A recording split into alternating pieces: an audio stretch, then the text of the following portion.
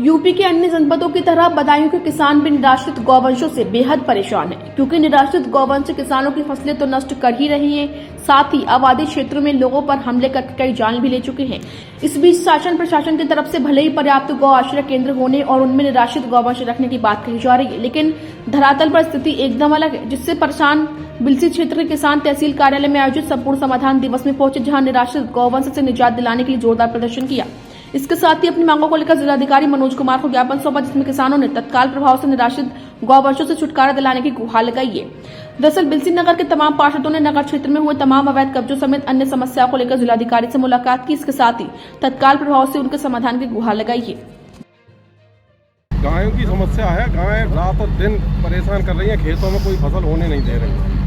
रात और इतनी कड़ाके की ठंड में मजबूर हैं लोग खेतों में लेटने के लिए रखाते हैं, और फिर भी कभी आँख लग जाए या कोई किसी का कोई बीमार हो जाए, नहीं पहुंच पाता है खेत पे, सब फसल चट कर जाती है। इतना परेशान है किसान की कुछ पूछो मत। हम तो ये चाहते हैं इनका बंदोबस्त हो, गाय और घायल भी कर रही हैं, कभी बाजार से कभी किसी किसान को कभी कोई बहुत नुकसान हो रहा है, और गायों का इंतजाम हो।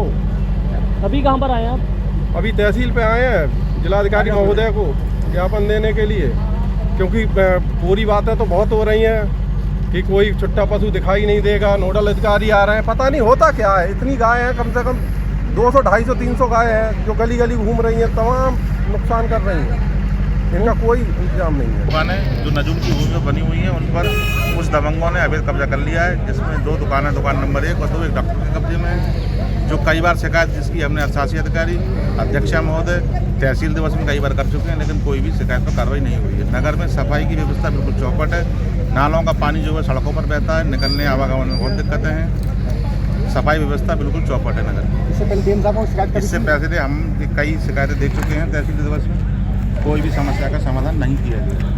कुछ घटनाओं का तत्काल में ही समाधान हो गया। बटौनी में नाम परिवर्तन होना था, अशुद्धि थी, परवाना दाखिल होना था, ये कुछ ऐसे मुद्दे थे जिनको हम लोगों ने मौके पर ही निस्तारित कर दिया।